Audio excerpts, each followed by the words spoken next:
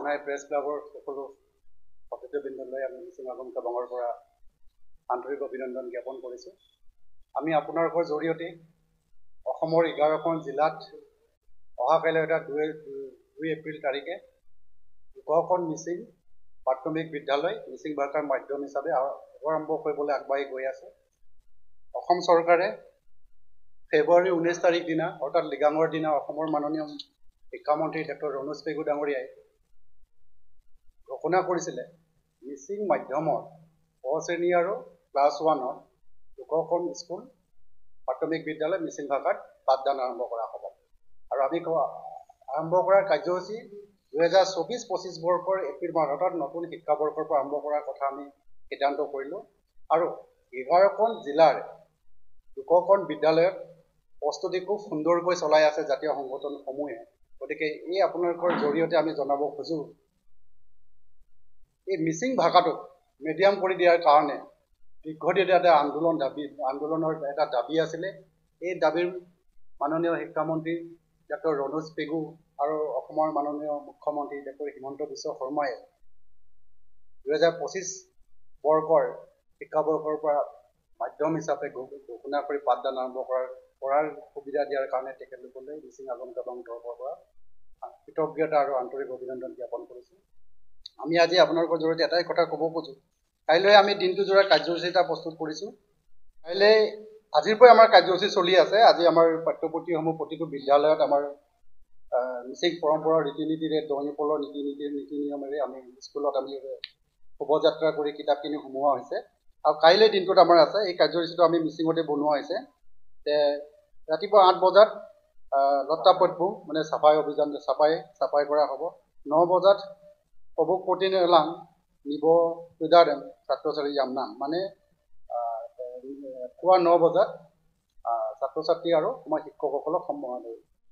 গৃহ প্ৰৱেশ কৰা হ'ব। এই গৃহ প্ৰৱেশৰ কাৰ্য আছে 9 বাজি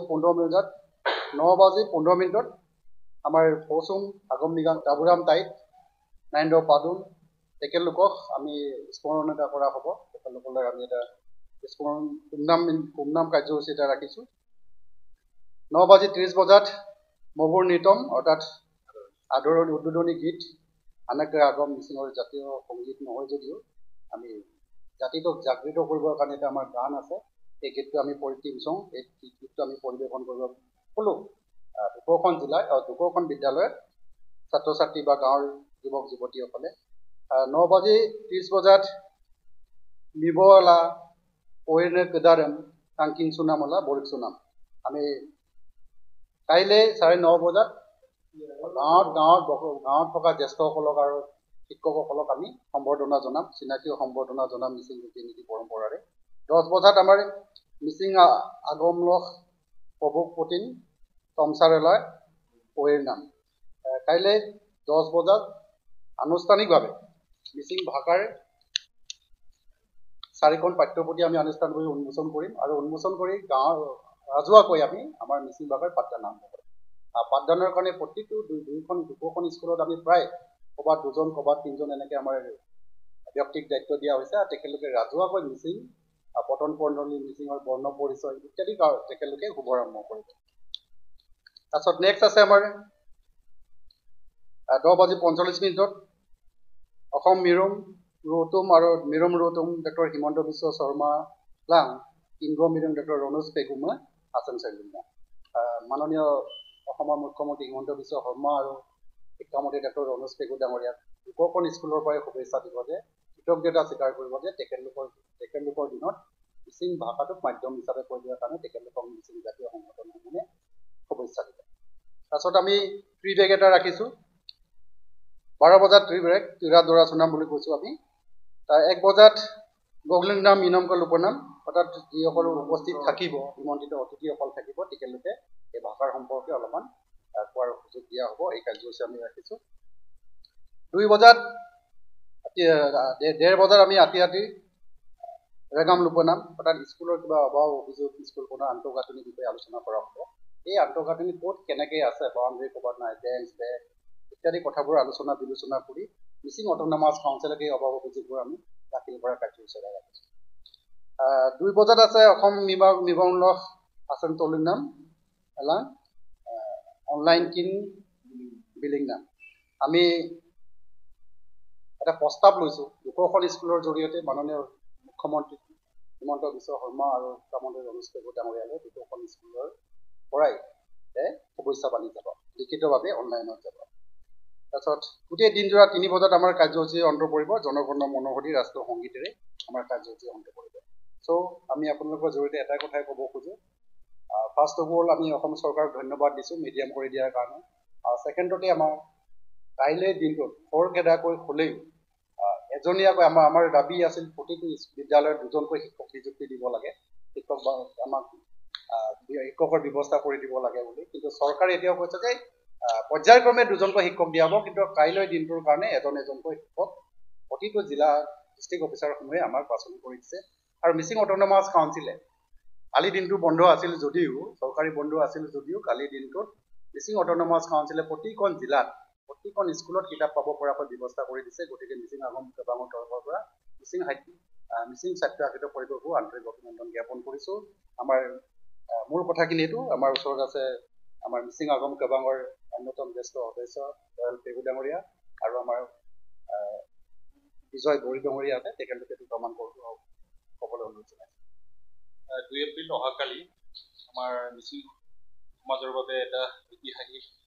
ক্ষণ এই 2 এপ্ৰিলৰ পৰা অসমৰ 11খন জিলাৰ 200খন প্ৰাথমিক বিদ্যালয়ত মিচিং মাধ্যম হিচাপে শিক্ষাদান আৰম্ভ হ'ব এইটো আমাৰ কাৰণে এটা ঐতিহাসিক সময় আৰু ঐতিহাসিক সুযোগ মিচিং ভাষা সাহিত্যক আমি আকৌ উন্নয়নৰ বাবে চৰকাৰে যিটো পদক্ষেপ গ্ৰহণ কৰিছিলে আমি আশা কৰিছোঁ এই জৰিয়তে আমি নিজৰ মিচিং ভাষাক জীয়াই ৰখাৰ কাৰণে এটা সদুপদেশ পদক্ষেপ গ্ৰহণ কৰাৰ আমি ঐতিহাসিক সুযোগ এটা পাইছোঁ ইতিমধ্যে আমি বিভিন্ন স্কুলত যোগাযোগ কৰিছোঁ 200খন স্কুলতে ক শ্ৰেণী আৰু প্ৰথম শ্ৰেণীত এই 2025 শিক্ষাবৰ্ষৰ পৰা শিক্ষাদান আৰম্ভ হ'ব যথেষ্ট সংখ্যক ছাত্ৰ ছাত্ৰীয়ে নামভৰ্তি কৰাকৈ জানিব পৰা হৈছে প্ৰতিখন বিদ্যালয়ত আৰু যিবিলাক নামভৰ্তি কৰিবলৈ আছে ক শ্ৰেণী আৰু প্ৰথম শ্ৰেণীত আমি অভিভাৱকসকলক নামভৰ্তি কৰিবৰ বাবে অনুৰোধ জনাইছোঁ আৰু কালি ঐতিহাসিক সুযোগটো আমি স্মৰণীয় কৰি ৰাখিবৰ বাবে প্ৰতিখন বিদ্যালয়ত এটা বিশেষ কাৰ্যসূচী গ্ৰহণ কৰিছোঁ আৰু বিশেষভাৱে আমি চৰকাৰকো ধন্যবাদ জনাবই লাগিব যে অসম চৰকাৰে শিক্ষা বিভাগে অসমৰ প্ৰথম পৰ্যায়ত 200খন বিদ্যালয়ত মিচিং ভাষাক মাধ্যম হিচাপে প্ৰৱৰ্তন কৰাৰ সিদ্ধান্ত গ্ৰহণ কৰিছে তাৰবাবে মুখ্যমন্ত্ৰী আৰু শিক্ষামন্ত্ৰীক আমি অশেষ ধন্যবাদ আৰু কৃতজ্ঞতা জ্ঞাপন কৰিছোঁ আৰু যিটো পাঠ্যপুথি ছাত্ৰ ছাত্ৰীক পঢ়িবৰ বাবে আমি 4খনকৈ পাঠ্যপুথি প্ৰণয়ন কৰা হৈছে সেই প্ৰকাশ কৰি দিয়াৰ বাবে আমি মিচিং ছাত্ৰ ছাত্ৰীক পঢ়িবলৈ অশেষ ধন্যবাদ আৰু কৃতজ্ঞতা আমি কালি ঐতিহাসিক মুহূৰ্তটো স্মৰণীয় কৰিবৰ বাবে বিভিন্ন পদক্ষেপ গ্ৰহণ কৰিছোঁ আগম কেবাঙৰ লগতে TMPK আৰু সকলো জাতীয় ছাত্ৰ সংগঠনে এই ঐতিহাসিক মুহূৰ্তক ঐতিহাসিক দিনটোক আমি সঁচাকৈ স্মৰণীয় কৰি ৰাখিবৰ বাবে সকলো শ্ৰেণীৰ ৰাইজক আমি সহায় সহযোগ কৰিবৰ বাবে আহ্বান জনাইছোঁ আপোনালোকে নিশ্চয় অৱগত মিচিং আগম কেবাঙে দীৰ্ঘদিন ধৰি মিচিং ভাষা বিকাশৰ কাৰণে মিচিং অধ্যুষিত অঞ্চলসমূহত প্ৰাথমিক পৰ্যায়ত মিচিং ভাষাক মাধ্যম হিচাপে পাঠদান কৰিবৰ কাৰণে আমি দাবী জনাই আহিছিলোঁ আৰু আমাৰ এই দাবীক সন্মান জনাই বৰ্তমান চৰকাৰে মিচিং অধ্যুষিত অঞ্চলৰ